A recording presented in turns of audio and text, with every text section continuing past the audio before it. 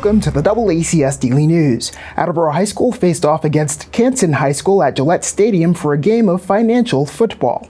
State Senator Paul Feeney has been working on legislation to increase financial literacy among students across the state. The Office of Senator Feeney, in partnership with the Mass Bankers Association and Visa, put on the virtual football competition. DoubleACS spoke with Senator Feeney to learn more. You know, I've been working with many of my colleagues on what we call financial literacy legislation, which essentially means that we want to identify those school districts across the state that don't currently have a financial literacy program and make it a part of their curriculum. You know, we in our schools throughout, elementary, middle, and high schools, we really need to prioritize nurturing the whole student, setting them up for a lifetime of success. And that doesn't just mean reading, writing, and arithmetic. It means giving them those real life skills, including financial literacy. We want to give them the playbook for life. So to talk about that playbook today, we figured what better place to come than to Gillette Stadium, home of the New England Patriots, who would not take the field without a playbook, and to give them those guidelines, to talk about what it means to save, to talk about what it means to make smart decisions, what it's like when you take out a mortgage.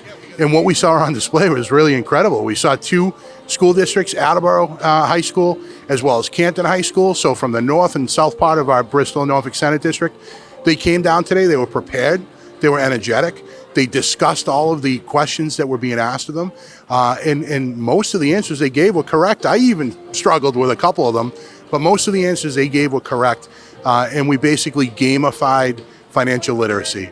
And when you're trying to get somebody's attention, that's probably the best way to do it. Today was a super exciting event, playing financial football against Canton. It was a great experience for our students where they really get to see some applications of what we're learning in class and what we're going to continue learning throughout the school year this year. They seemed to have a blast. They definitely were competitive and they were answering questions accurately. And again, the point is that they're learning stuff and, getting a chance to apply it. So it was a great experience today that we're very grateful to get. It is good to build credit when you go off to college, but you have to have the knowledge base to be able to do it in a financially smart way. That means not overextending yourself. It means not spending right up until your credit limit. It means making payments in full every single month. If you can do that, then you are off to the races with financial success no matter what you do in life.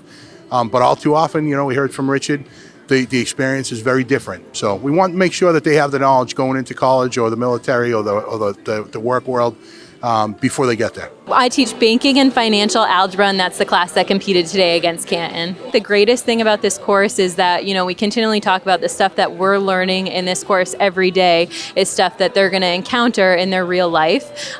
So all of the things that we talk about have real life applications, unlike maybe some other classes that they take in school. Yeah, so there was definitely some harder questions that the students were able to get. So I was very proud of, their studying skills and everything that we've been doing to prepare for this over the past couple of weeks.